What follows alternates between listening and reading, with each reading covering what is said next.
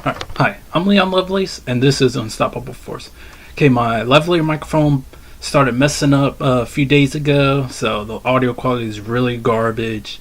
And I tried using my cell phone and use that mic that's in the cell phone to record videos, but the audio quality on that is garbage too. So this is the next option I have, is to use my gaming headset.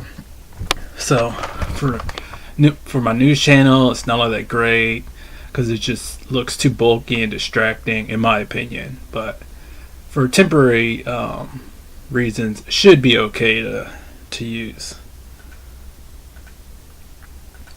Yeah, so just bear with me while I try to get that lavalier microphone replaced because it's under warranty. So, alright, let's get on with it. Okay, because I got a news from the Huffington Post, and it's about how Americans eat too much sugar.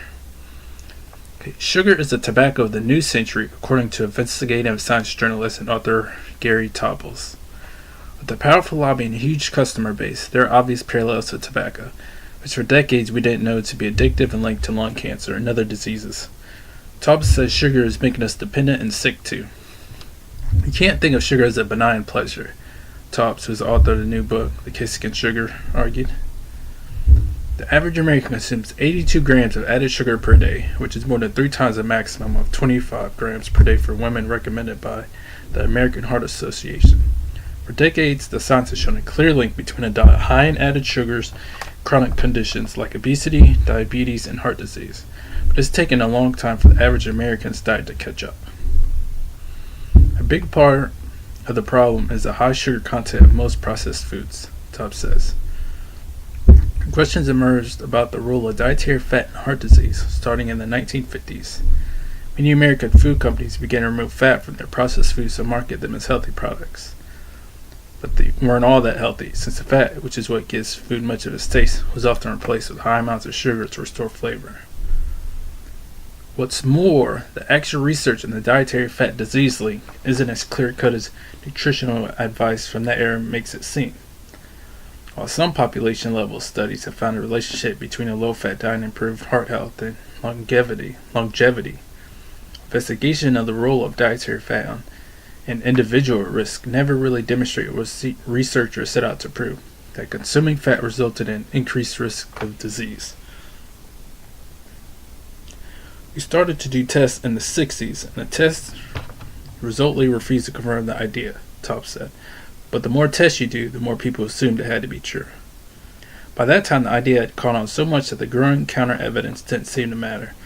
Low-fat diets took off and were institutionalized by the new USDA dietary guidelines, advising people to restrict their fat intake. The next thing you know, for 30 years we're all eating these low-fat diets, he said. The problem wasn't necessarily that people were eating less fat, but they were generally eating more sugar. Now, this is important because we need to really pay attention, understand what researchers are studying and finding out. Because you can't just go on the highlights and the flashy titles of this research is on this topic. Because like they said, you got to really make sure that the results are what you're going by. Since the research didn't say that low-fat diets help improve your health, we really shouldn't have went in that direction. Like if there's a study on recently about cheese not being that harmful to your health. So you can't go and just keep telling people, oh, cheese is bad for your health, it's bad for your health, because they've shown a study that said eating quite a bit of cheese isn't necessarily going to hurt your health that much. So just got to pay attention to the researchers and the results. Don't just go by the headlines and that kind of thing, and just try to assume that certain items are good or bad for you. You got to look at the results. Alright, so thanks for watching. I love you guys, and check out one of my next videos.